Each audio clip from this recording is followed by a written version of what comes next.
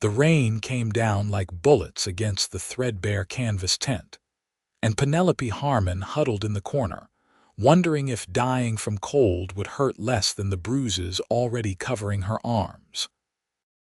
She was 22 years old, and certain that God had forgotten her name somewhere between Missouri and Colorado territory, lost among all the other nameless women the world had chewed up and spit out. The mining camp outside Florissant was no place for dreams, but Penelope had stopped dreaming 3 years ago when her father sold her to pay his gambling debts, passing her off to a man who promised work in a boarding house, but delivered her straight into the hands of Madame Rousseau's establishment instead. The canvas flap tore open and Martha, one of the other girls, stumbled inside with blood trickling from her lip. Penelope reached for her instinctively, helping her sit on the makeshift cot they shared. "That miner from Kansas got rough again," Martha whispered, dabbing at her mouth with a dirty cloth. "Madam says we have to work double tonight. Some cattle outfit is coming through, flush with money from a big sale." Penelope closed her eyes. Every day was the same, an endless parade of men who saw her as nothing more than a commodity, something to be used and discarded. She had tried to escape twice before. The first time, Madame's enforcer had caught her before she made it past the edge of camp. The second time, she had made it nearly to town before a bounty hunter dragged her back. The beating that followed had broken 2 ribs and any remaining illusion that freedom was possible. "Maybe we could both run," Martha suggested, "not for the first time. Head into the mountains, take our chances with the wilderness, and freeze to death, or starve, or get torn apart by bears." Penelope shook her head. "At least here we are alive. You call this living?" Penelope did not have an answer for that. The evening came too quickly, as it always did. Madame Rousseau swept through the tent, her perfume a cloying mask over the smell of unwashed bodies and desperation.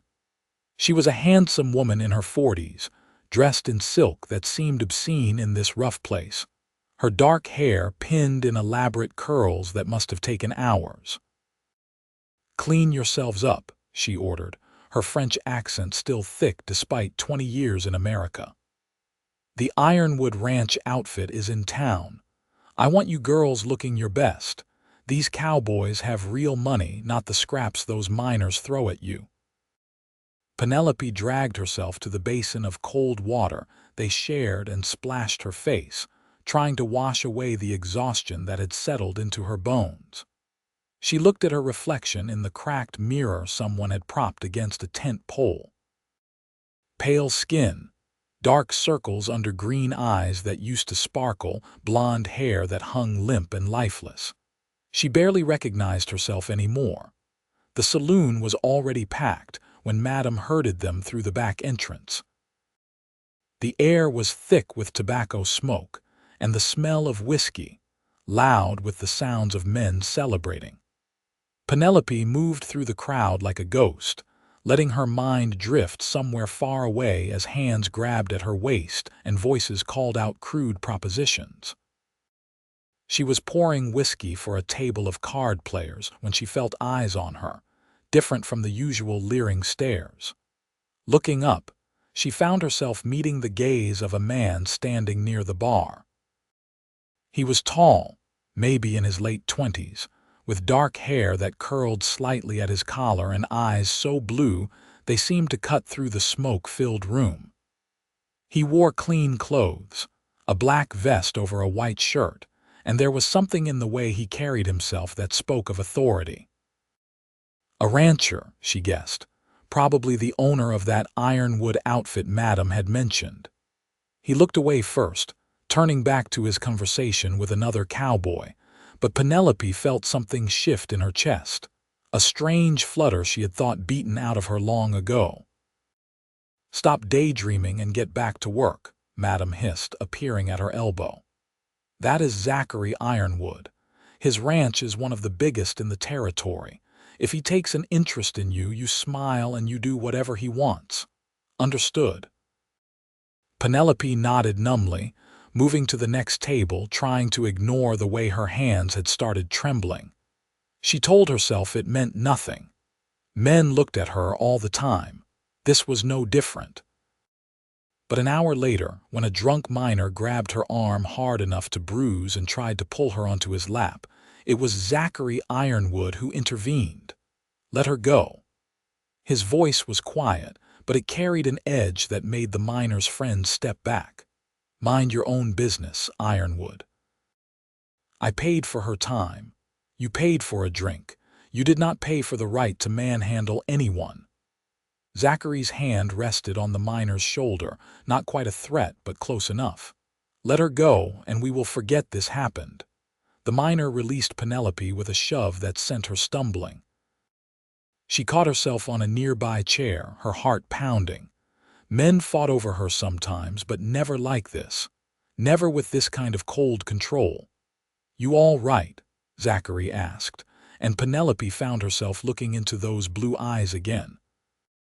"I'm fine," she managed, though her voice came out barely above a whisper. "Thank you."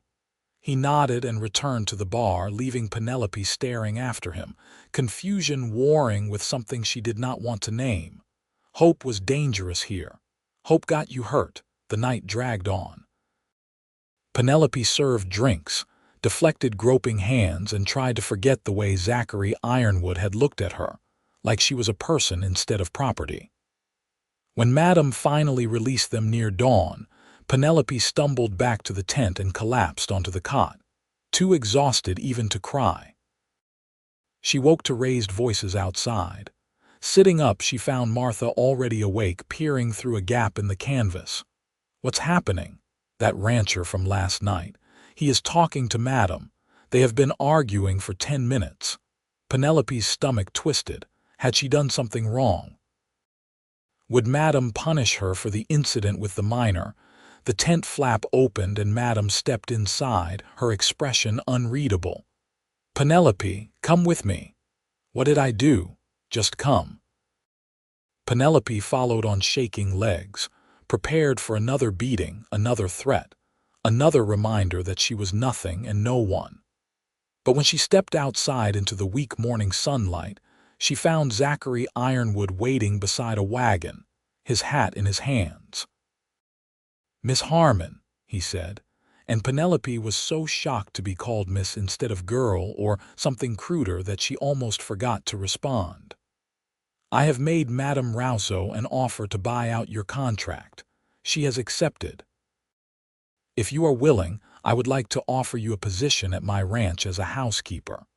The work is honest, the pay is fair, and you would have your own room. You are under no obligation to accept, but the offer stands." Penelope stared at him, certain she had misheard. "I do not understand." "I am offering you a job, real work for real wages, a chance to start over if that is what you want." "Why?" The word burst out before she could stop it. "Why would you do this?" Zachary met her eyes steadily. "Because everyone deserves a chance to choose their own path.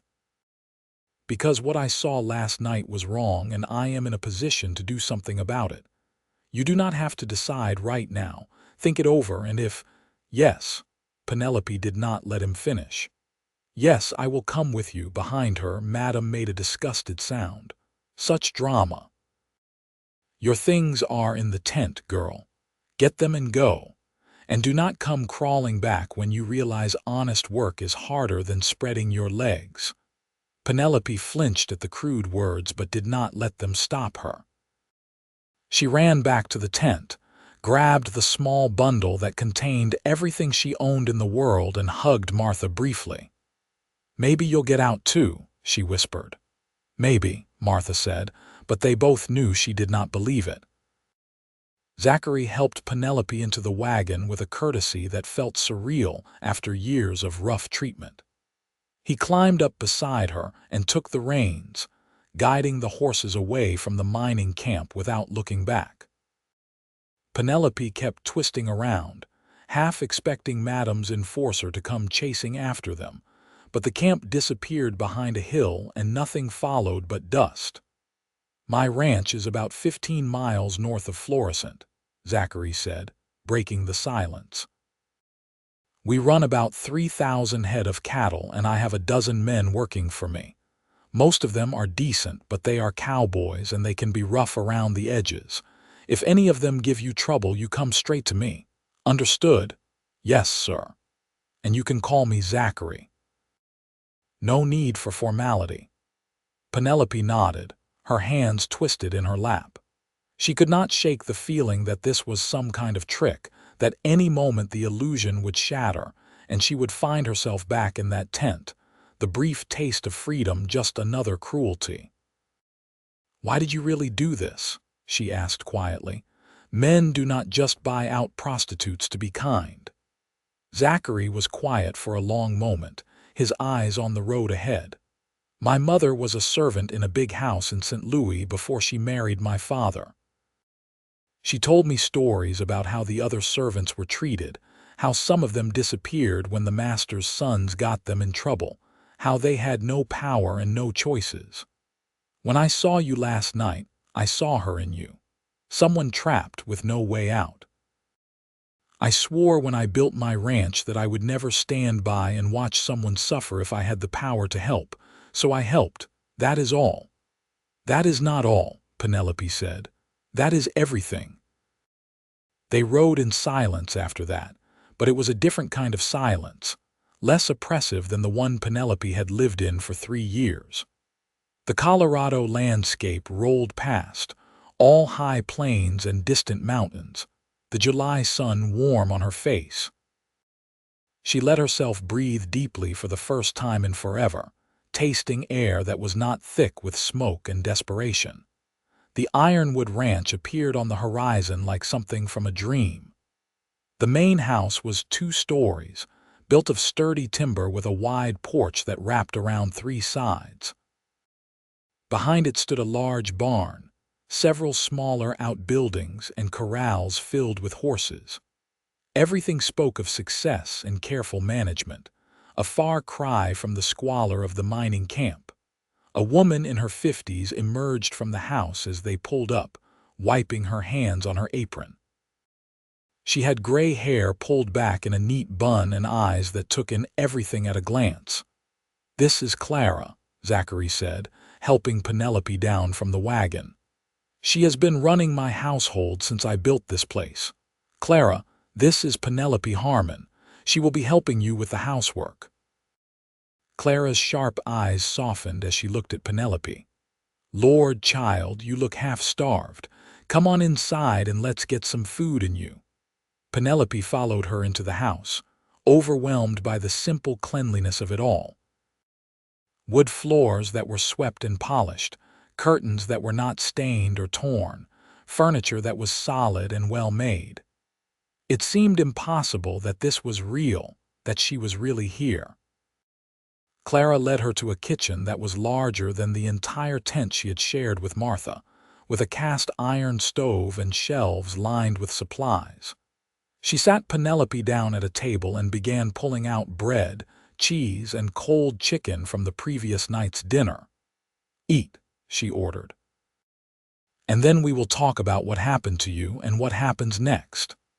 Penelope ate slowly, her stomach protesting at first after years of poor food, but Clara kept encouraging her to take another bite, have another piece of bread, drink more water.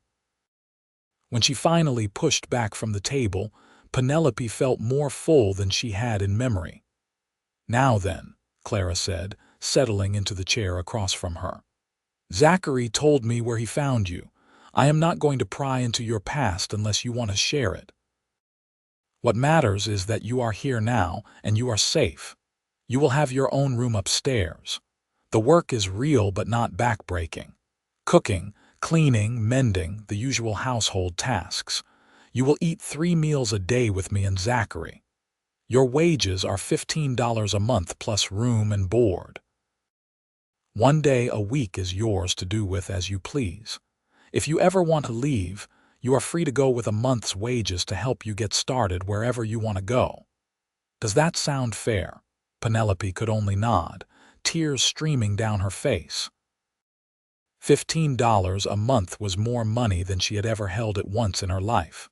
Her own room, freedom to leave if she wanted. It was more than fair. It was miraculous. Clara reached across the table and squeezed her hand. You cry if you need to, honey. Lord knows you have earned it. But when you are done crying, we will get you cleaned up and show you your room. You are part of this household now, and we take care of our own. The days that followed fell into a rhythm that Penelope had never experienced before. She woke at dawn in a real bed with clean sheets. She worked alongside Clara, learning how to cook meals for the ranch hands, how to preserve vegetables from the garden, how to mend clothing until it was nearly as good as new. The work was hard, but it was honest, and she went to bed each night exhausted but clean, with a full stomach and no fear of what the darkness might bring. Zachary was a quiet presence in the house. He rose before dawn to work with his men, came in for meals that he ate with efficiency rather than pleasure, and spent his evenings reviewing accounts in his study or repairing tack in the barn. He was polite to Penelope but kept his distance, speaking to her only when necessary, and she was grateful for it. She was not ready for more than that, but she found herself watching him sometimes when she thought he would not notice. The way he treated his men with respect, never asking them to do anything he would not do himself. The way he spoke to his horses with soft words and gentle hands. The way he carried himself, with quiet confidence rather than bluster. He was nothing like the men she had known before, and that frightened her almost as much as it intrigued her. 2 weeks after her arrival, Penelope was hanging laundry in the yard when she heard shouting from the direction of the barn. Dropping the sheet she had been pinning, she hurried toward the sound and found Zachary facing down 3 men on horseback. They were rough-looking, with the kind of hard eyes Penelope recognized from the mining camp. "I told you last time, Davis. You are not welcome on my land," Zachary said, his voice level but his hand resting on the gun at his hip. "That's real unfriendly, Ironwood," the lead rider said. He was a big man with a scarred face and a mean smile. "We just want to water our horses. No harm in that. There are 3 streams between here and town. Use one of those. Maybe we like your water better." Davis's eyes shifted past Zachary and landed on Penelope. His smile widened. "Well now, looks like you have gotten yourself a pretty new housekeeper. That the girl you bought from Madame Rousseau's. I heard about that. Seems like a waste of good money if you ask me." "I did not ask you," Zachary said.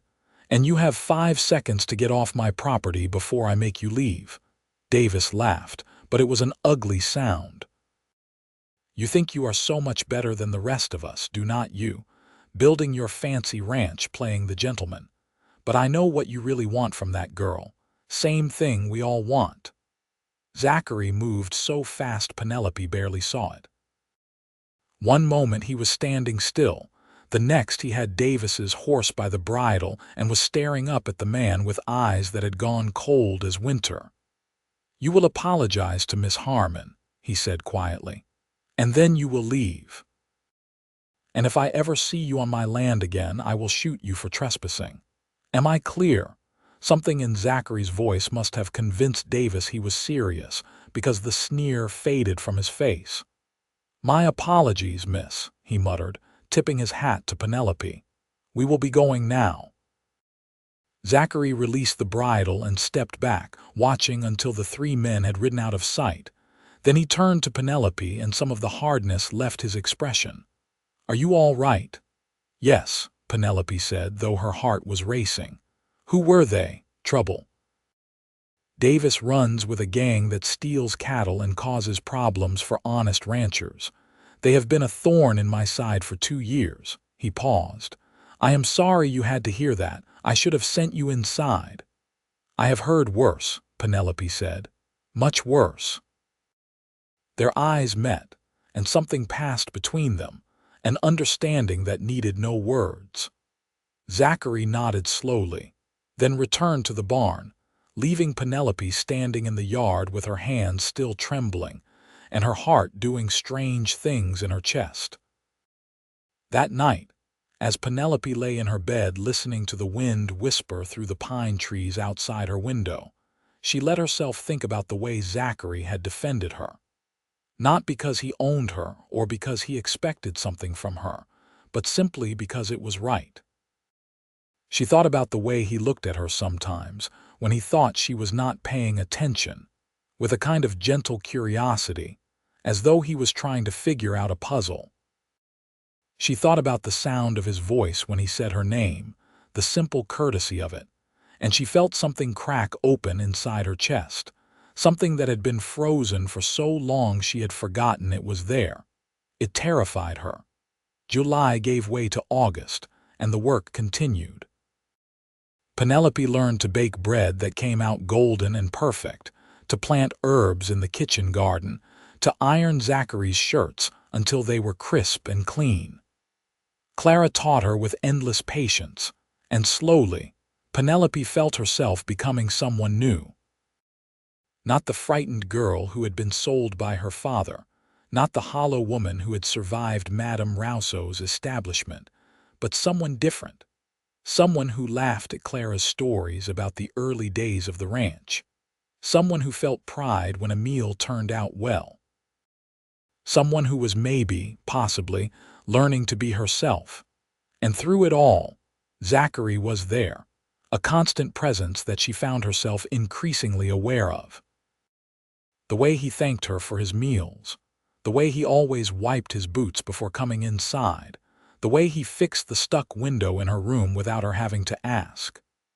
Small kindnesses that added up to something larger, something that made her chest ache with feelings she did not know what to do with. One evening in late August, after the ranch hands had been fed and Clara had retired to her room, Penelope found herself alone in the kitchen, washing the last of the dishes. She heard footsteps behind her and turned to find Zachary standing in the doorway, looking uncertain in a way she had never seen before. "I wanted to ask you something," he said. "And if the answer makes you uncomfortable, just say so and we will never speak of it again." Penelope dried her hands on her apron, her heart suddenly racing. "All right. There is a dance in Florissant this Saturday, just a social gathering, nothing fancy. I was wondering if you might want to go. Clara would come too," he added quickly, "and some of the hands. It would not be just the two of us.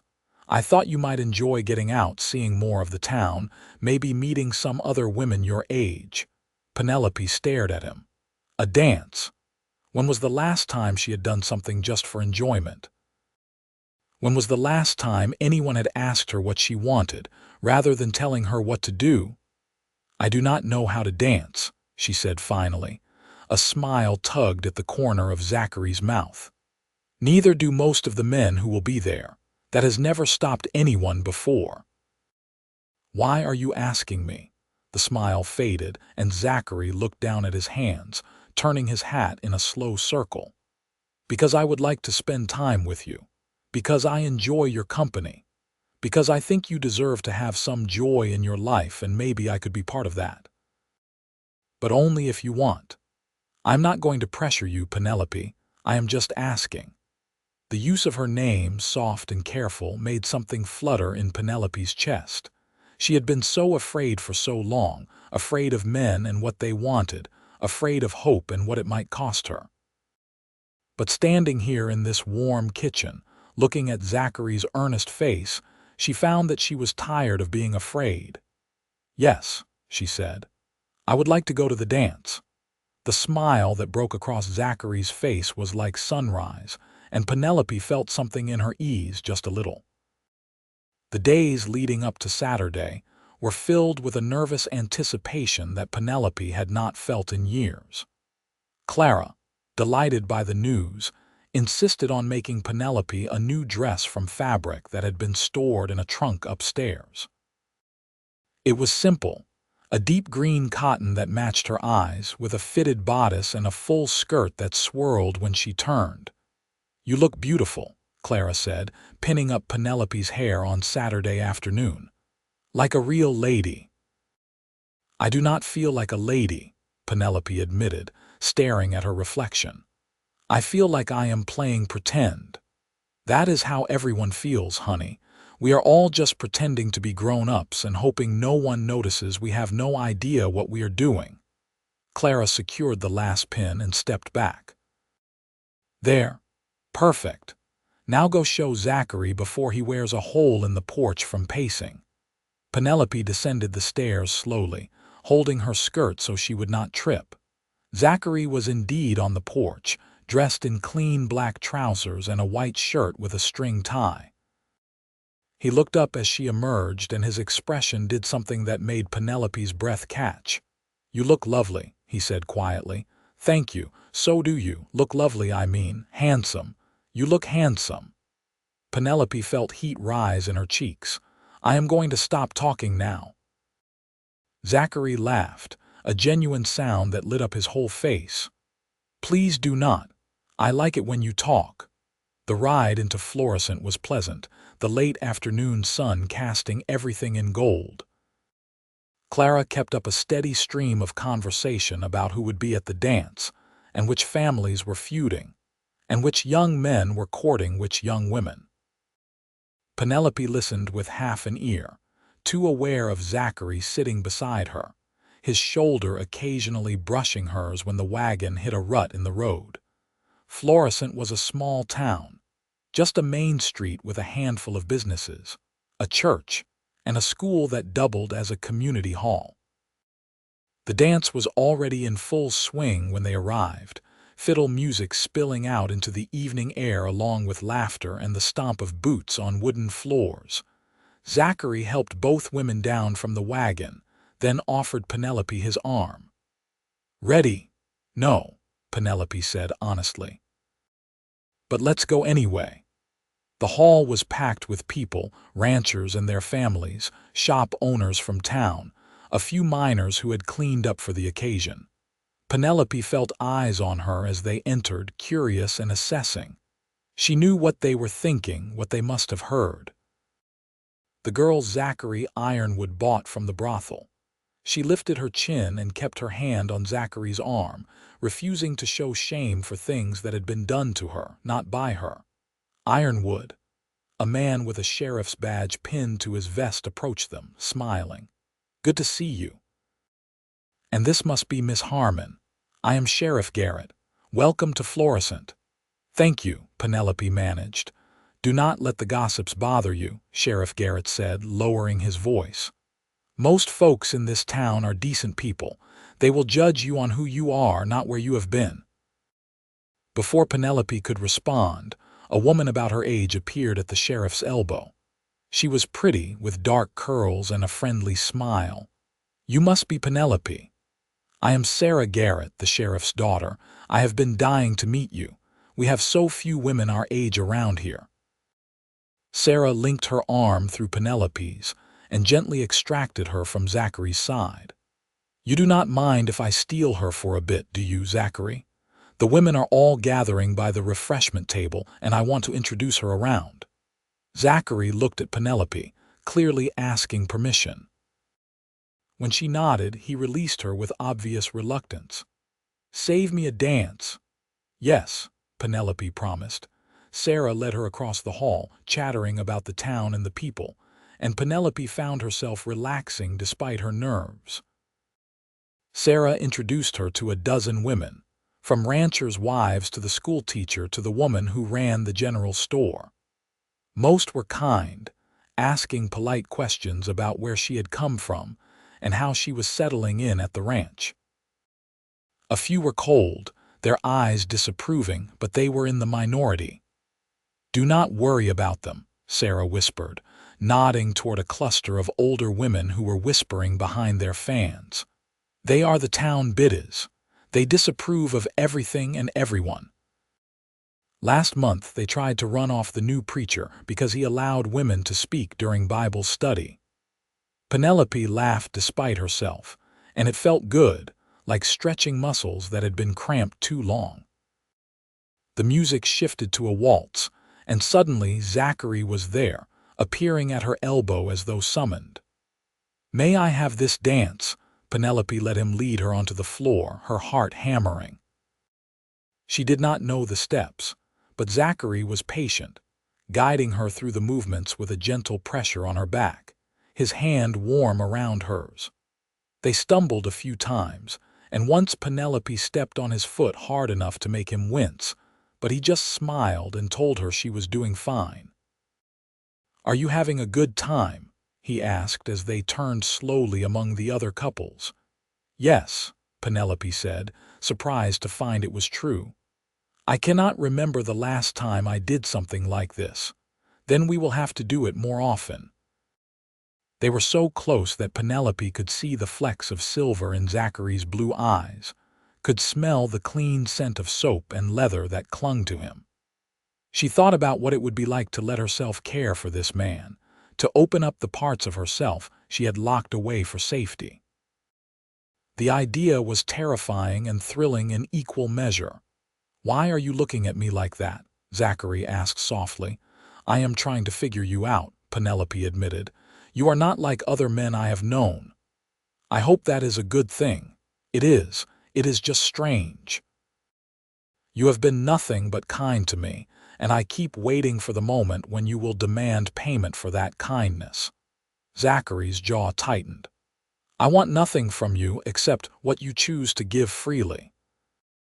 And if that is nothing more than friendship, then I will count myself lucky to have that much.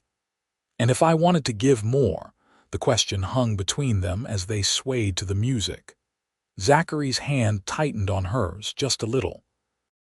"Then I would be the luckiest man in Colorado territory," he said. "But there is no rush, Penelope. We have time." The song ended and another began, faster this time. Zachary spun her out and back in, and Penelope found herself laughing as they moved, no longer caring if she made mistakes, just enjoying the moment. She caught Clara's eye across the room and saw the older woman smile and nod approvingly. They danced 3 more songs before Penelope begged for a break, breathless and flushed. Zachary fetched her a cup of punch and they stood at the edge of the hall, watching the other dancers. "I never thanked you properly," Penelope said. "For what you did. For buying out my contract and giving me a chance. You do not need to thank me." "Yes, I do. You gave me back my life. I was dead inside before, just going through the motions. I had forgotten what it felt like to be a person, and then you showed up and reminded me." She turned to look at him. "So thank you, Zachary, for seeing me when I was invisible." Zachary set down his cup and took both her hands in his, right there in front of everyone. "You were never invisible, Penelope. You were just surrounded by people who refused to look." Penelope felt tears prick her eyes, but they were good tears, the kind that came from feeling too much rather than feeling nothing at all. She squeezed his hands and let herself hope, just a little, that maybe this could be real, that maybe she could have something good for once in her life. The evening ended too soon. They rode back to the ranch under a sky full of stars, Clara dozing between them, and Penelope felt a contentment she had not known was possible. When they arrived home and Zachary helped her down from the wagon, his hands lingered on her waist just a moment longer than necessary. "Good night, Penelope," he said softly. "Good night, Zachary." She went to bed that night and dreamed of dancing, of strong hands and kind eyes, of a future that might actually be worth living. September brought cooler weather, and the start of the fall roundup. Zachary was gone from dawn to dusk, working with his men to gather cattle from the range and separate out the ones ready for market. Penelope missed him at meals, missed the sound of his voice and the way he looked at her like she was something precious. The word caught in her mind, precious. She had never felt precious before, but somehow, when Zachary looked at her, she almost believed she could be. On a Tuesday afternoon, while Penelope was kneading bread dough in the kitchen, Clara cleared her throat in the way that meant she wanted to say something important but was not sure how to start. "Out with it," Penelope said, not pausing in her work. "You have been fidgeting for 10 minutes." Clara laughed. "You know me too well already. I just wanted to say that I think it is wonderful what is growing between you and Zachary." Penelope's hands stilled in the dough. "I do not know what you mean. Child, I have eyes. I see the way you watch for him to come home. I see the way he lights up when you walk into a room. I have been with this family for 6 years, and I have never seen Zachary look at anyone the way he looks at you. He is just being kind. He is being a man in love, whether he has admitted it to himself yet or not." Clara moved to stand beside her. "And I think you feel the same way, even if it scares you." Penelope resumed kneading, pressing her knuckles into the dough with more force than necessary. "It terrifies me. What if I am wrong? What if I let myself care and then he changes? What if he decides I am too damaged, too broken?" "What if he does not?" Clara countered. "What if he is exactly who he seems to be, a good man who wants nothing more than to make you happy? Are you going to let fear steal that from you? Fear has kept me alive. Maybe. But there is a difference between living and surviving. You have been surviving for 3 years. Do not you think it is time to start living?" Penelope did not have an answer for that, but Clara's words stayed with her through the rest of the day and into the evening.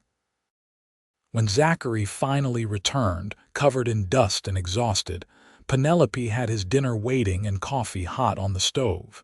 He ate with the single-minded focus of a man who had not stopped for food all day, then sat back with a grateful sigh.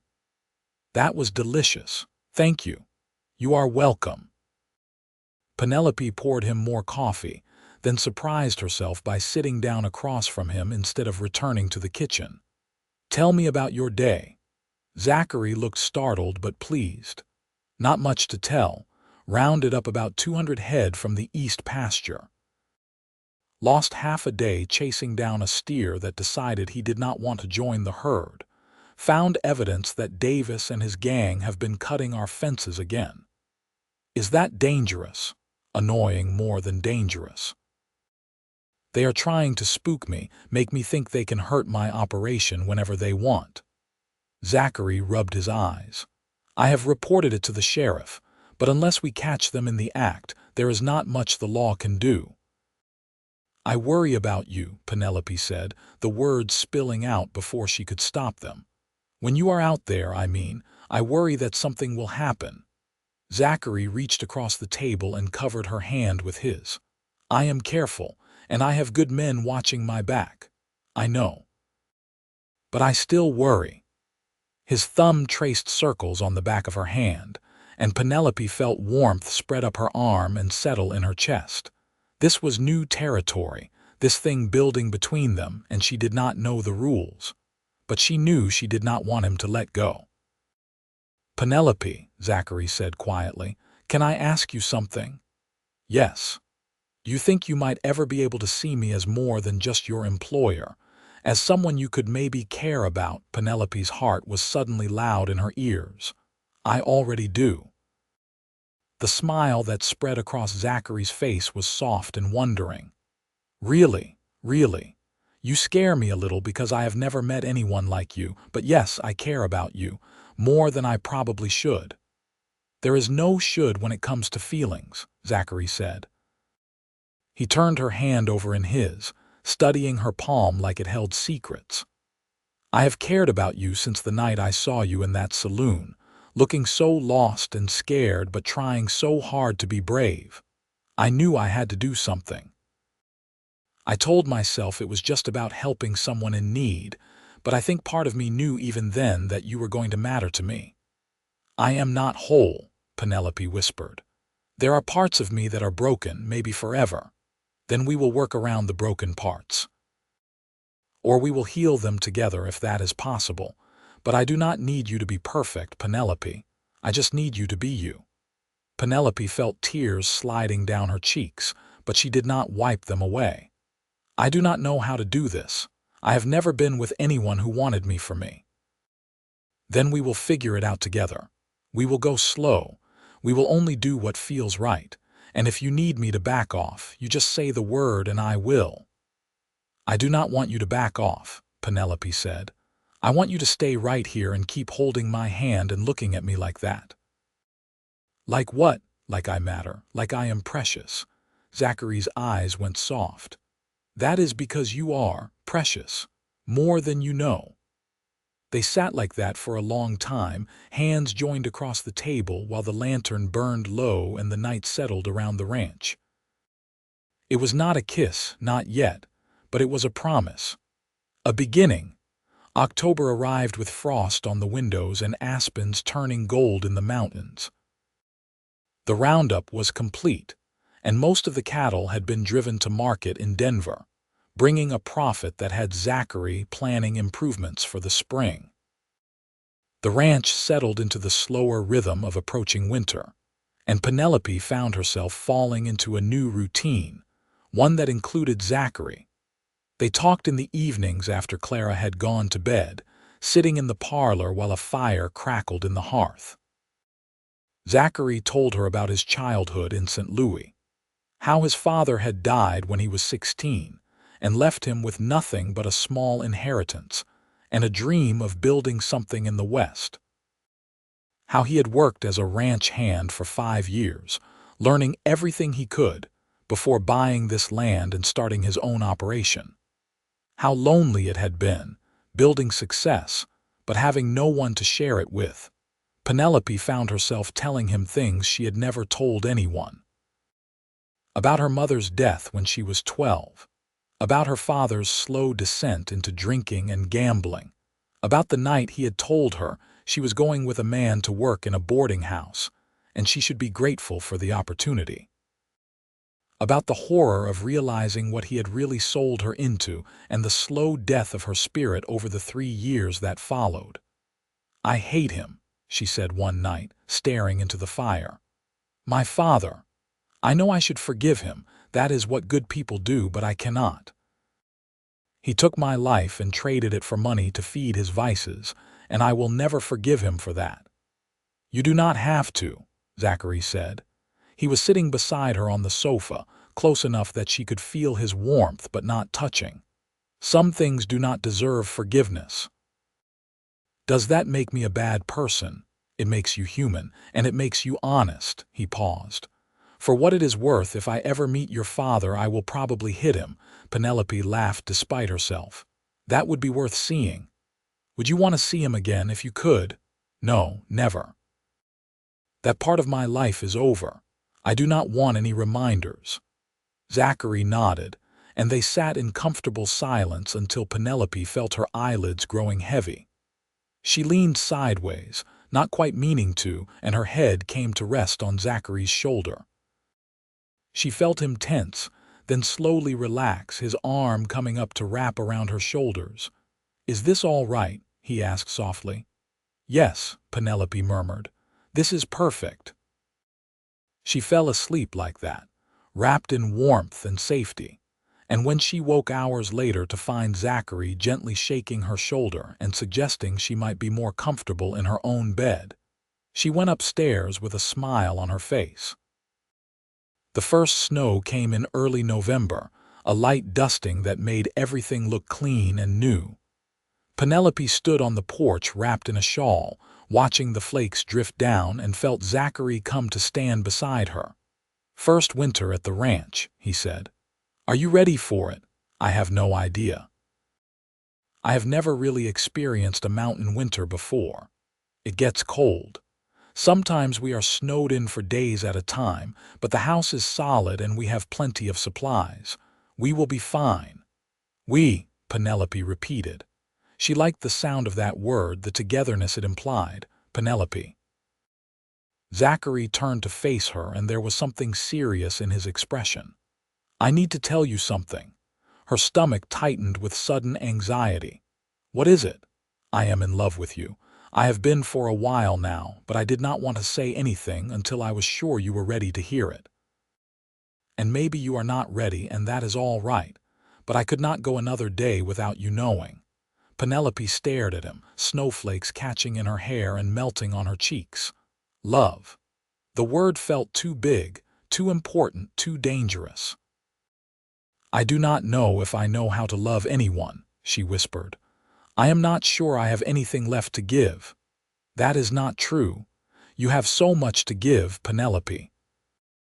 I see it every day in the way you care for this household, in the way you have befriended Sarah in town, in the way you smile at the sunrise. You have survived things that would have broken most people, and you are still here, still trying, still opening yourself to new possibilities. If that is not love, I do not know what is. I am scared. So am I." Zachary reached out and brushed a snowflake from her hair, his touch gentle. "Loving someone is terrifying, but I think it might be worth it anyway."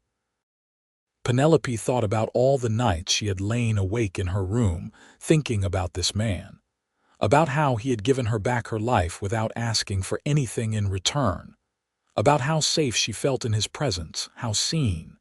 Maybe that was love. Maybe that was enough.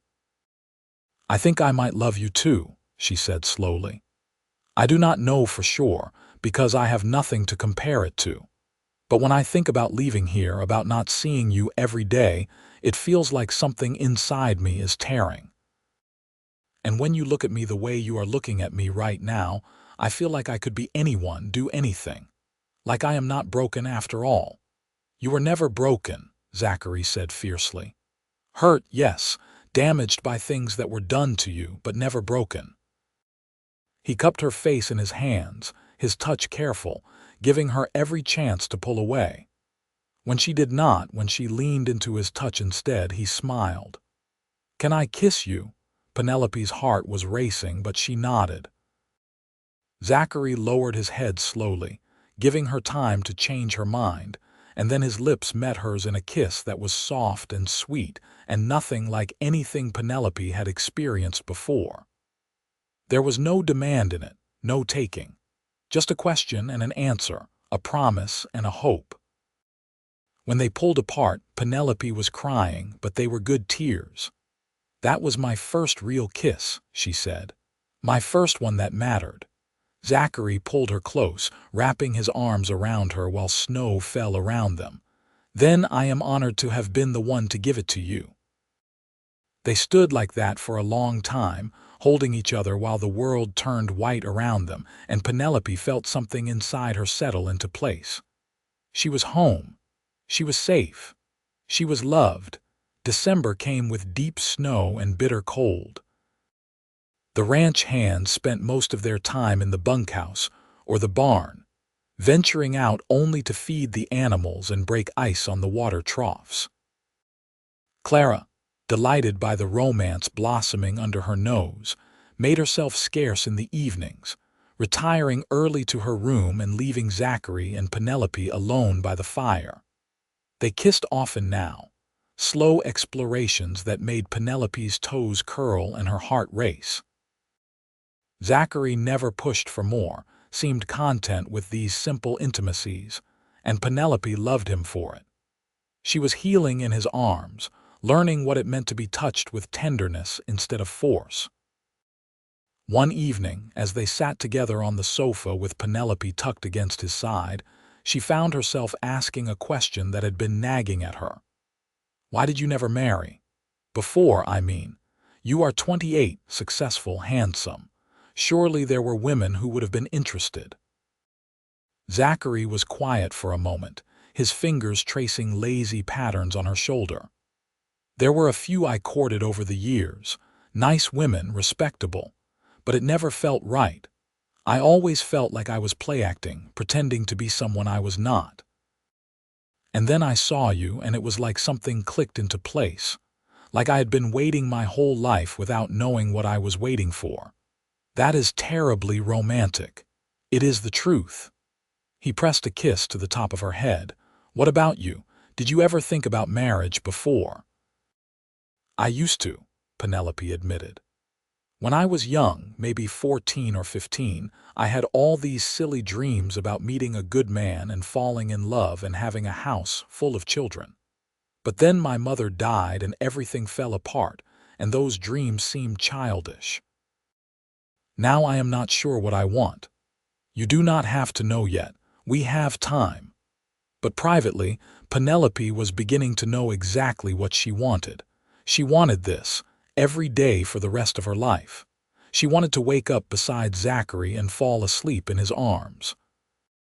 She wanted to build a life with him, fill this house with laughter and love. She wanted to be his wife. The thought should have terrified her, but instead it felt right. Like coming home after a long journey, Christmas arrived with a blizzard that buried the ranch under 3 feet of snow.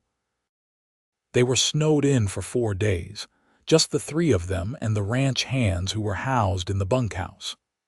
Clara cooked a feast with supplies from the cellar, and they spent Christmas evening around the parlor fire, exchanging small gifts. Zachary gave Penelope a book of poetry, the leather binding soft and expensive. Clara gave her a warm wool shawl in deep blue. Penelope had spent weeks embroidering handkerchiefs for both of them, working by lamplight after they had gone to bed. But the real gift came later, after Clara had retired, and Zachary pulled Penelope close on the sofa.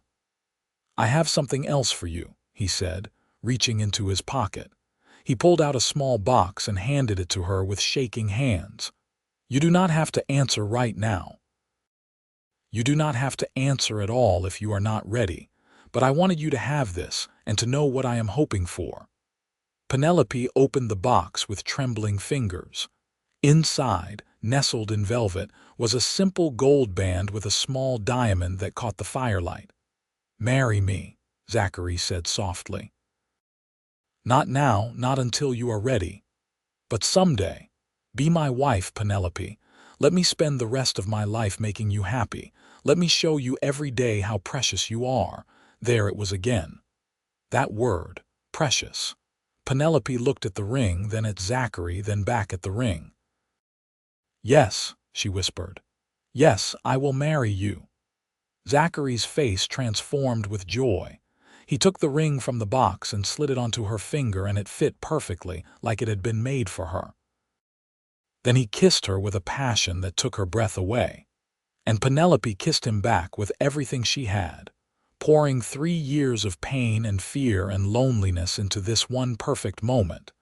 When they finally broke apart, both breathless, Zachary rested his forehead against hers. "I will make you happy," he promised. "I will spend every day trying." "You already do," Penelope said. "You already make me happier than I ever thought possible." They set the wedding for April, when the worst of winter would be past and travel would be easier. Penelope wanted Sarah to stand up with her, and Clara insisted on making her dress.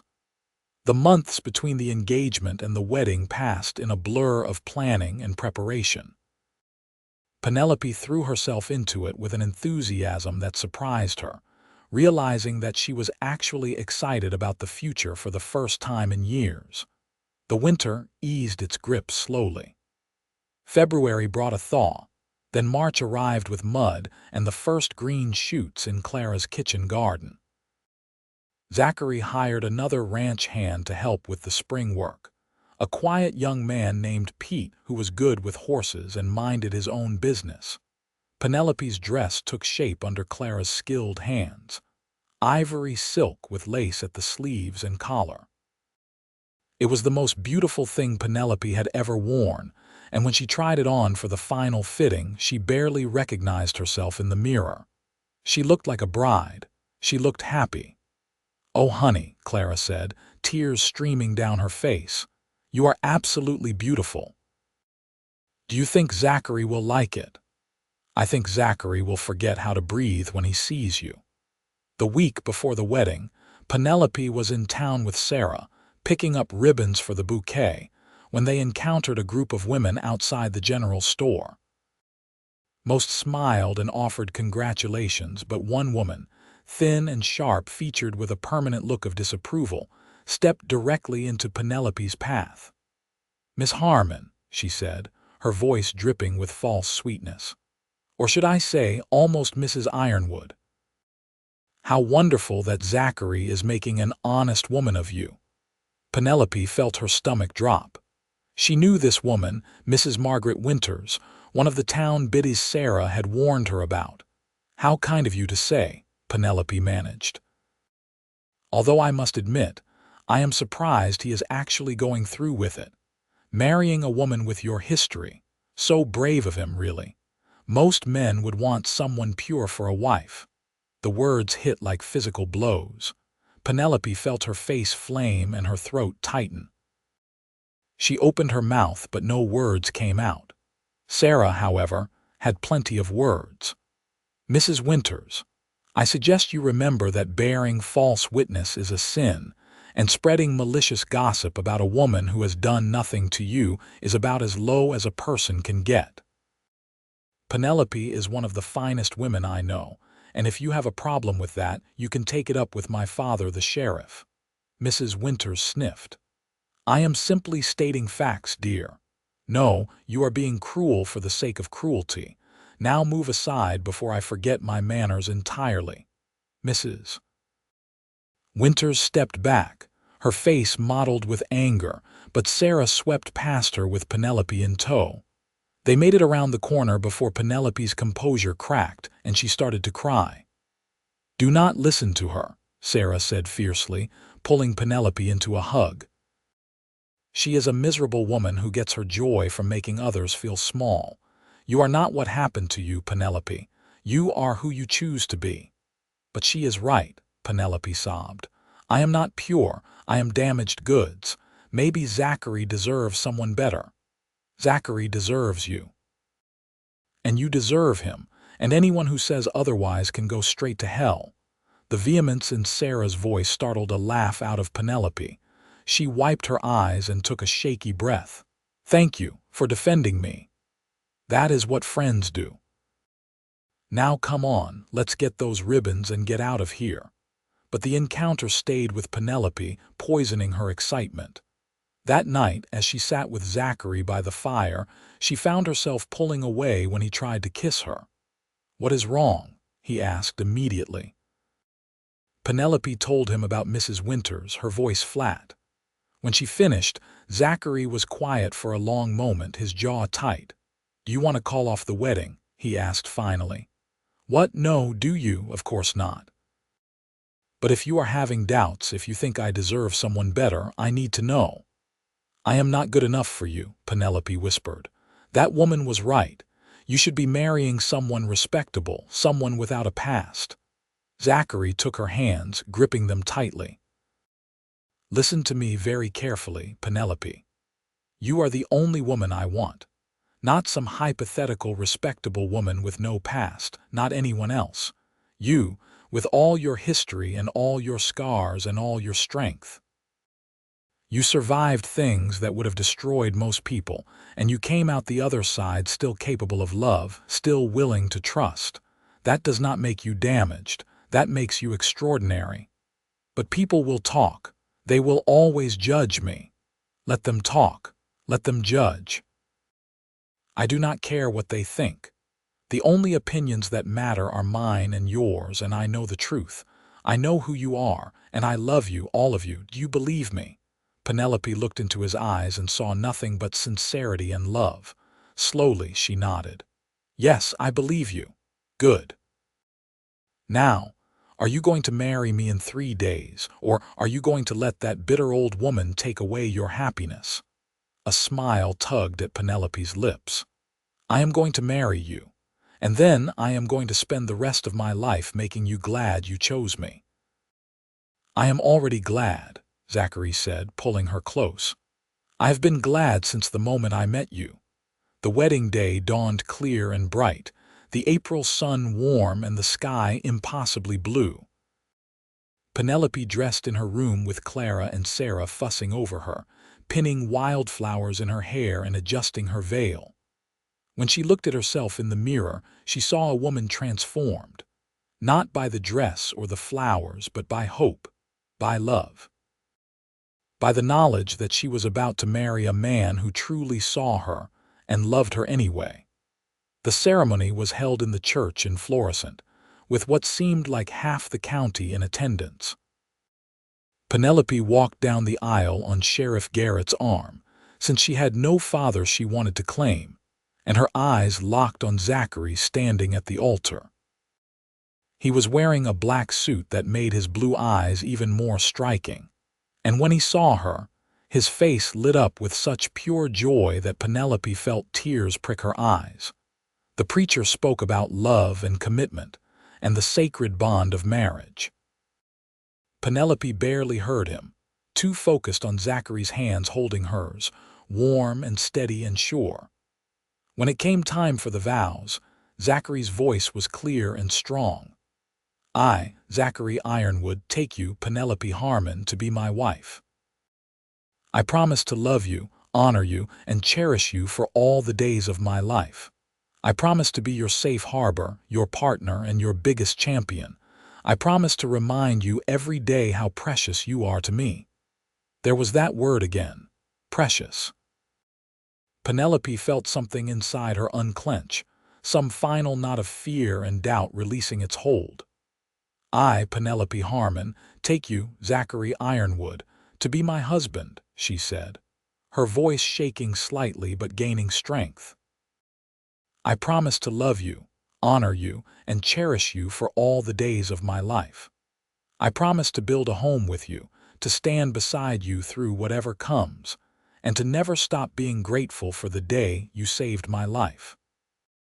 "You may kiss your bride," the preacher said, and Zachary did, gentle and thorough and full of promise. The reception was held at the ranch, with tables set up in the yard and food enough for an army. Clara had outdone herself, and there was dancing and laughter and genuine happiness. Even Mrs. Winters, who had shown up with her husband, kept her mouth shut, probably because Sheriff Garrett made a point of standing nearby whenever she got within 20 feet of the bride. As the sun began to set, painting the sky in shades of gold and pink, Zachary pulled Penelope away from the crowd. They walked hand in hand to the barn, slipping inside where it was quiet and cool, away from all the noise. "Hello, Mrs. Ironwood," Zachary said, turning to face her in the dim light. "Hello, Mr. Ironwood," Penelope replied, and they both started laughing. "How does it feel?" Zachary asked. "Being married, strange, wonderful, terrifying, perfect." Penelope stepped closer, wrapping her arms around his neck. "How does it feel for you? Like everything finally makes sense. Like I have been waiting my whole life for this moment for you." He kissed her softly. "I love you so much, Penelope." "I love you too, and Zachary, thank you for making me feel precious, for teaching me that I am worth something. You gave me back my life, but more than that, you gave me back myself." "You always had that," Zachary said. "I just helped you remember." They stayed in the barn a while longer, holding each other while the sounds of celebration drifted through the walls. When they finally returned to the party, hand in hand, Penelope felt lighter than she had in years. She was married. She was loved. She was home. The first year of marriage was an education in happiness. Penelope learned what it meant to share her life with someone, to compromise and communicate and build something together. She learned that marriage was not always easy, that sometimes Zachary was stubborn and she was prickly, that they could argue about money or household decisions, or whether they needed a new barn roof. But she also learned that love was a choice you made every day, in 1,000 small ways. In the way Zachary brought her coffee in bed on cold mornings. In the way she mended his clothes with extra care. In the way they talked through their disagreements instead of letting resentment fester. Clara moved into a small cottage on the property that summer, giving the newlyweds privacy while staying close enough to help with the household. Penelope took over running the house completely and found she had a talent for it. She expanded the kitchen garden, put up preserves for winter, and even learned to manage the household accounts. The ranch continued to prosper under Zachary's careful management. They bought more land, increased their herd and hired additional hands. Zachary talked about the future with an excitement that was contagious, about building an empire that would last generations. And then, in the spring of their second year together, Penelope realized she was pregnant. She told Zachary one evening after dinner, too nervous to wait for the right moment. "I am going to have a baby," she blurted out. "In about 7 months, I think." Zachary dropped the ledger he had been reviewing. "You are sure?" "I have missed my monthly courses twice, and I have been sick every morning for 3 weeks. Clara says those are the signs." Zachary stood slowly, crossed the room, and dropped to his knees in front of her chair. He laid his head in her lap, his arms wrapped around her waist, and she felt him shaking. "Zachary, are you all right?" When he looked up, there were tears streaming down his face. "I am going to be a father. We are going to have a child together. A family." Penelope ran her fingers through his hair, her own tears starting. "Are you happy about it? I know we did not plan this so soon." "I am more than happy. I am overwhelmed. I am terrified. But mostly I am so incredibly grateful." He pressed a kiss to her stomach, still flat but sheltering their growing child. "Hello in there, little one. I am your father, and I already love you more than I knew was possible." The pregnancy was difficult at times. Penelope was sick for months, could barely keep food down, and spent many mornings leaning over a basin while Clara held her hair and Zachary hovered anxiously in the doorway. But as summer turned to fall and her belly began to swell, the sickness faded and Penelope felt better than she had in months. Zachary became impossibly protective, forbidding her from lifting anything heavy, insisting she rest every afternoon, worrying constantly that something would go wrong. It was endearing and frustrating in equal measure. "I am pregnant, not dying," Penelope told him one afternoon when he tried to stop her from hanging laundry. "Women have been doing this since the beginning of time." "Not my woman carrying my child," Zachary countered. "Just let me take care of you, please." How could she argue with that? The baby came in late October, 3 weeks early and in a hurry. Penelope's water broke while she was making breakfast, and by noon she was in hard labor. Clara acted as midwife, having delivered dozens of babies over the years, while Zachary paced the hallway outside their bedroom, driving Clara to distraction every time he burst in to ask if everything was all right. The pain was indescribable, wave after wave that seemed to tear Penelope apart. She screamed and cried and swore she would never do this again. And Clara just patted her hand and told her every woman said that, but most changed their minds eventually. And then, just as the sun was setting, the baby crowned and Clara was telling her to push one more time, and suddenly there was a sharp relief and the sound of a baby crying, lusty and strong. "It is a boy," Clara announced, laying the squalling infant on Penelope's chest. A big, healthy boy. Penelope looked down at her son, covered in blood and vernix, his face red and furious, and felt her heart expand until she thought it might burst. He was perfect. He was hers. He was theirs. Zachary appeared in the doorway, pale and shaking. "Is everyone all right?" "I heard screaming." "Come meet your son," Penelope said softly. Zachary approached the bed like he was walking on sacred ground. He sank down beside Penelope and stared at the baby with wonder. "He is so small." "He is 8 pounds if he is an ounce," Clara said, laughing. "That is not small, trust me. Can I hold him?" Penelope transferred the baby to Zachary's arms, showing him how to support the head. Zachary held his son with infinite care, tears streaming down his face. "Hello, little man. I am your papa. And this is your mama, and she is the bravest person I have ever known." He looked at Penelope. "What should we name him?" They had discussed names for months without agreeing, but looking at her son's face, wrinkled and perfect, Penelope suddenly knew. "Daniel," she said. After your father. Daniel Ironwood. Zachary's face crumpled. He had rarely spoken of his father, who had died when he was young, but Penelope knew he had loved him deeply. Are you sure? I am sure. Our son should have a name to be proud of, a legacy of good men. Little Daniel Zachary Ironwood was christened in the Florissant church 6 weeks later, with Sarah and her new husband standing as godparents. The baby slept through the entire ceremony, much to everyone's relief, and charmed the ladies of the town with his dark curls and blue eyes. Motherhood transformed Penelope in ways she had not expected. She who had felt so broken discovered reserves of strength she had not known she possessed. She nursed her son through colicky nights, changed endless diapers, and found joy in the smallest milestones. His first smile, the way he gripped her finger, the sound of his laugh when Zachary tickled his feet. Watching Zachary with Daniel was its own revelation.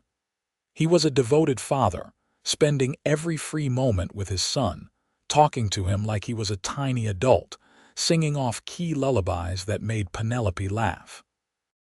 He built a cradle with his own hands, carved toys from scraps of wood, and declared that Daniel was clearly a genius when he rolled over at 4 months. Every baby rolls over at 4 months, Penelope said, amused. Not like that. Did you see how determined he was? He is going to be smart like his mother, and stubborn like his father. The perfect combination. The years flowed past like water. Daniel grew from infant to toddler to little boy, all energy and curiosity and mischief. He learned to walk at 10 months and never stopped moving after that, exploring every corner of the ranch with fearless enthusiasm. Zachary bought him a gentle pony for his 4th birthday, and soon Daniel was riding around the yard with a confidence that made Penelope's heart stop. When Daniel was 5, Penelope realized she was pregnant again. This time the pregnancy was easier, her body knowing what to expect. Zachary was just as protective, but Penelope had learned to work around his hovering. Their daughter arrived in early spring, smaller than Daniel had been but just as healthy. They named her Rose Clara Ironwood, after Clara, who had become family in every way that mattered. If Daniel was all energy and noise, Rose was calm and observant, watching the world with serious eyes from the safety of her mother's arms. Penelope loved them both with a fierceness that sometimes frightened her, this knowledge that she would burn down the world to keep them safe. Daniel was enchanted with his baby sister, constantly wanting to hold her and help with her care. Penelope would find him talking to her in the cradle, telling her about the ranch and the horses and the adventures they would have when she was bigger. Life was full. The ranch continued to grow. They built a new barn and a bunkhouse for the expanding crew. They added sheep to their operation, and Penelope learned to spin wool and knit. She made friends in town, real friendships built on mutual respect rather than pity or judgment. She volunteered at the church, taught Sunday school, and hosted dinners that became legendary in the county. Mrs. Winters had eventually moved away, following her son to California, and without her poisonous presence, the town became even more welcoming. Penelope became simply Mrs. Ironwood, a respected rancher's wife, a devoted mother, a valued member of the community. Her past became just that, the past, something that had happened to her but did not define her. One evening, when Daniel was 8 and Rose was 3, Penelope stood on the porch watching the sunset paint the sky in shades of gold and crimson. Zachary came up behind her, wrapping his arms around her waist and resting his chin on her shoulder. "Penny, for your thoughts." Penelope leaned back against him, solid and warm and utterly dependable. "I was thinking about the night we met, how lost I was, how certain I was that my life was over. And now I know that it was just beginning. You saved me, Zachary. You gave me everything. No, Zachary said firmly, turning her to face him. You saved yourself. I just gave you a chance. Everything else, everything you have become, that was all you. Penelope shook her head, but she was smiling. Even after all these years, he still saw her as stronger than she felt. We saved each other, she compromised. You gave me a reason to believe in myself again. You taught me that I was precious. You are precious, Zachary said, cupping her face in his hands. The most precious thing in my world, you and our children, you are everything. From inside the house came a crash, and Daniel's voice calling out that Rose had knocked over the milk again and it was not his fault. Penelope and Zachary looked at each other and laughed. Shall we go referee? Zachary asked. In a minute. Kiss me first. He did, slow and sweet and full of the love they had built over 9 years of marriage. When they finally pulled apart, Penelope rested her forehead against his. I love you, Zachary Ironwood. Thank you for finding me. Thank you for choosing me. Thank you for making precious mean my existence. Always, Zachary promised. For the rest of our lives, you are my precious one. Now let's go save the kitchen from our children before Clara has our heads. They walked inside hand in hand, into the warmth and light and noise of their life together. Penelope glanced back once at the fading sunset, at the road that led away from the ranch, and felt nothing but gratitude that she had traveled that road and ended up here. In this place. With this man. With these children, she was home. She was loved. She was precious. And she would never, ever forget what that meant. The years continued to pass in the way time does, both too fast and achingly slow depending on the moment. Daniel grew into a tall boy with his father's blue eyes and his mother's stubborn determination. He worked alongside Zachary on the ranch from the time he could sit a horse properly, learning everything about cattle and land management and what it meant to build something lasting. Rose blossomed into a thoughtful girl with a love for books and music. Penelope taught her to read before she was 5, and soon Rose was devouring every book they could get their hands on. Zachary bought her a small piano on a trip to Denver, hauling it home in a wagon despite the difficulty, just to see his daughter's face light up. When Daniel was 12 and Rose was 7, Penelope discovered she was pregnant again. The pregnancy came as a surprise, but a welcome one. At 36, Penelope felt more prepared for motherhood than she had been the first 2 times, more confident in herself and her ability to handle whatever came. The baby, another boy they named James Thomas after Zachary's grandfather, arrived without complications in the early summer. He had his mother's green eyes and a sweet temperament that made him easy to love. Daniel and Rose doted on their baby brother, and the house was filled with laughter and love. It was the life Penelope had stopped letting herself dream of during those dark years in Madame Rousseau's establishment. Some days she could barely remember that girl she had been, so broken and hopeless. Other days, the memories hit her unexpectedly, usually triggered by something small, a certain smell or a raised voice or a man's rough laughter. On those days she would feel the panic rise in her chest, her breathing quicken, and Zachary always seemed to know. He would find her wherever she was and hold her until the panic passed. "You are safe," he would murmur. "You are home. No one will ever hurt you again." And slowly, the panic would recede, driven back by love and safety and the knowledge that she was no longer that helpless girl. One afternoon, when James was about 6 months old and napping peacefully in his cradle, Penelope was working in the kitchen when she heard a commotion outside. Looking out the window, she saw a wagon pull up, and her heart nearly stopped. It was Martha. Penelope ran outside, barely believing what she was seeing. Martha climbed down from the wagon, older and thinner than Penelope remembered, but alive. They stared at each other for a long moment, then fell into each other's arms, both crying. "How did you find me?" Penelope asked. "I asked around. Took me a while, but people in Florissant know the Ironwood Ranch." Martha pulled back, looking Penelope over. "You look good. Happy. I heard you got married, had children." "Yes. Come inside, please. Tell me everything. How did you get away from Madam over tea in the kitchen?" Martha explained.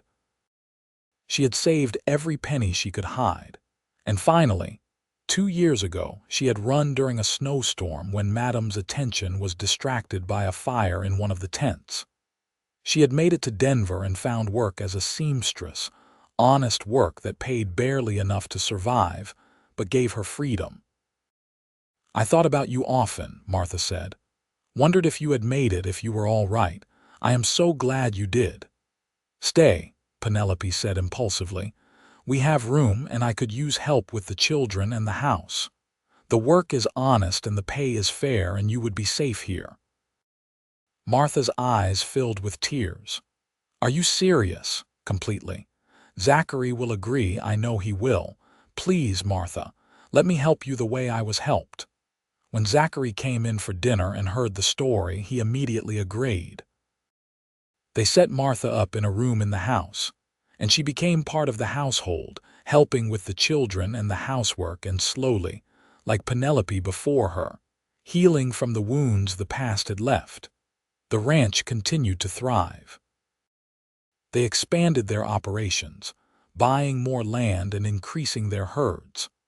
Zachary hired more men, built more outbuildings, and his reputation as a fair and honest rancher spread throughout the territory.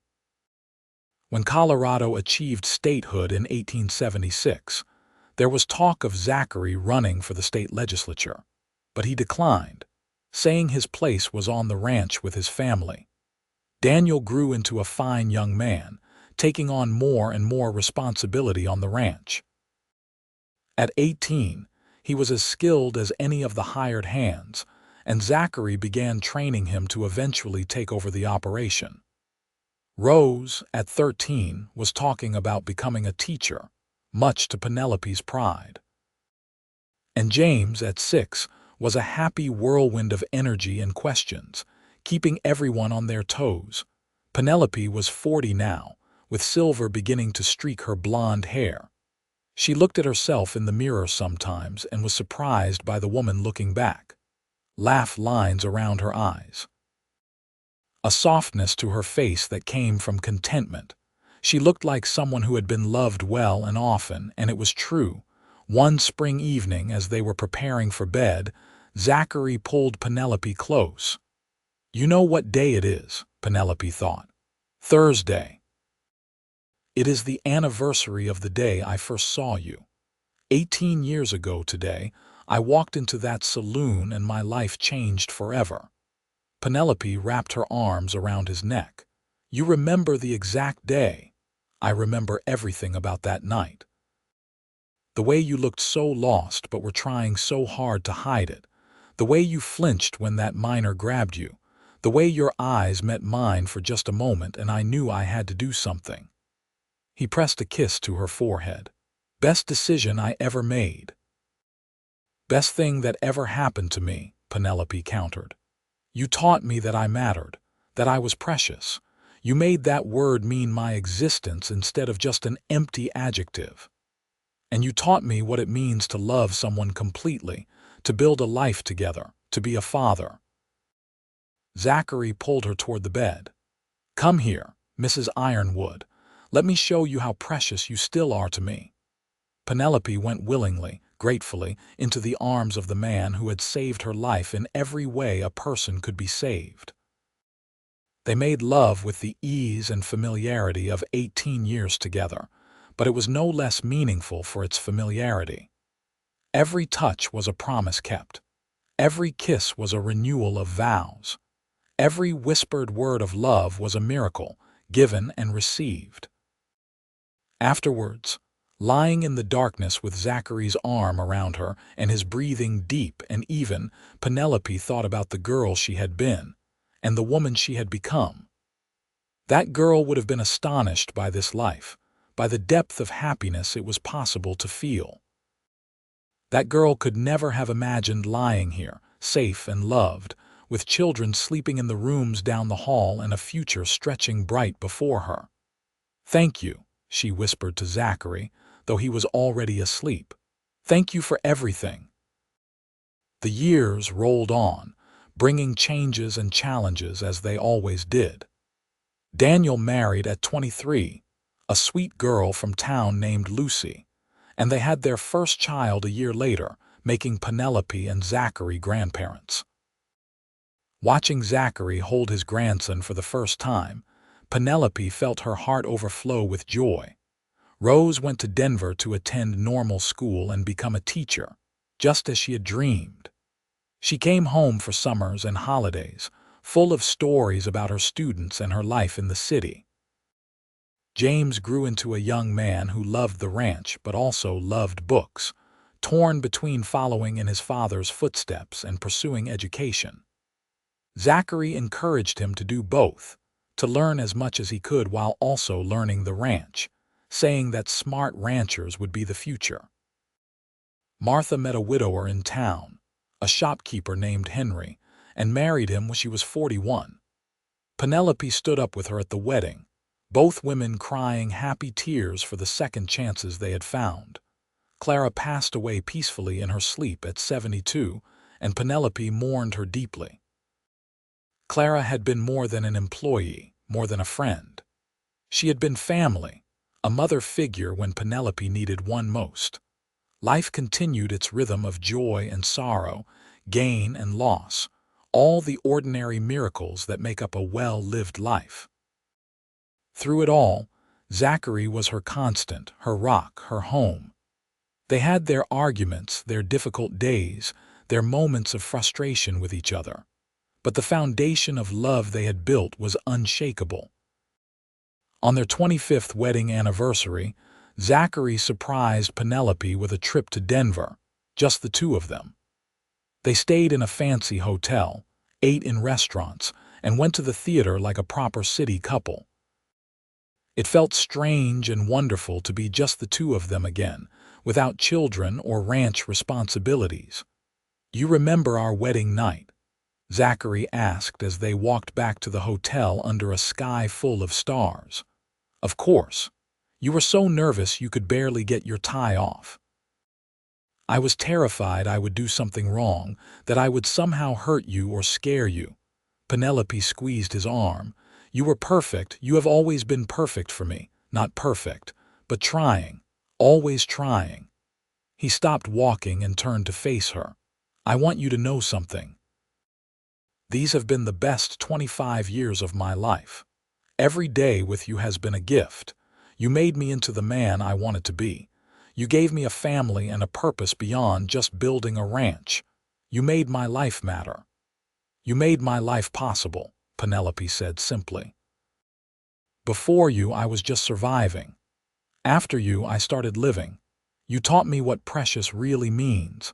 Not just that I was precious to you, though you did teach me that, but that life itself is precious, that every day is a gift, that love is worth the risk."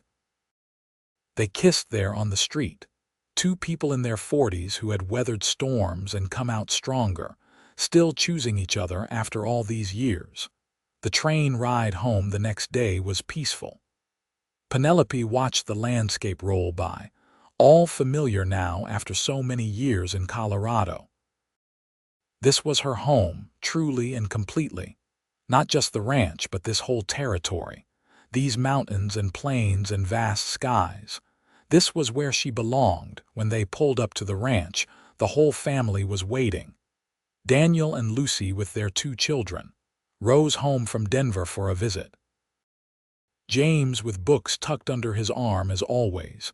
Martha and Henry from town. All the ranch hands lined up to welcome them back. Penelope looked at Zachary, saw the same thoughts reflected in his eyes. This was what they had built together. Not just a successful ranch or a beautiful house, but a family, a legacy, a life that mattered. The years continued their march.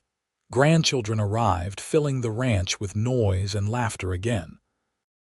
Daniel proved himself as capable as his father, taking on more of the ranch management as Zachary slowed down. Rose married a fellow teacher and settled in Denver but came home often with her own children. James went to university but came back to the ranch afterwards, proving that a man could love both books and cattle. Penelope's hair turned fully silver. Zachary's back developed an ache that never quite went away. They moved a little slower, tired a little easier, but they were content. They had lived well and loved well, and they had no regrets. On a warm summer evening, when Penelope was 58 and Zachary 64, they sat on the porch watching the sunset as they had done countless times before. The sounds of their grandchildren playing in the yard drifted to them, punctuated by Daniel's voice calling out instructions about feeding the horses. "You ever think about that night in the saloon?" Zachary asked suddenly. Penelope considered. "Sometimes. Less than I used to. It feels like it happened to someone else in another life. Do you think you would have survived if I had not intervened?" It was a question he had never asked before, and Penelope gave it the consideration it deserved. "I do not know," she said honestly. Maybe I would have found another way out eventually, but I do not think I would have healed the way I did. I do not think I would have learned to trust again, to love again. You did not just save my life that night, Zachary. You gave me back my soul." "You saved me too," Zachary said quietly. "I was so lonely before you came. I had success and money and respect, but I was lonely. I did not even realize it until suddenly I was not anymore. You filled up all the empty spaces in my life." They sat in comfortable silence, hands linked, watching the sun sink below the mountains. Penelope thought about the journey that had brought her here, from Missouri to Colorado, from despair to joy, from feeling worthless to understanding her own precious value. It had not been an easy road. There had been pain and fear and moments when she thought she might break. But she had not broken. She had survived, and then she had thrived. And it had all started with one man who saw her when she was invisible, who valued her when she felt worthless, who loved her when she thought herself unlovable. Zachary had taught her what precious meant by treating her existence itself as precious, every day, every moment, for more than 30 years. "I love you," Penelope said, the words as fresh and true as they had been the first time she said them. "I love you too," Zachary replied.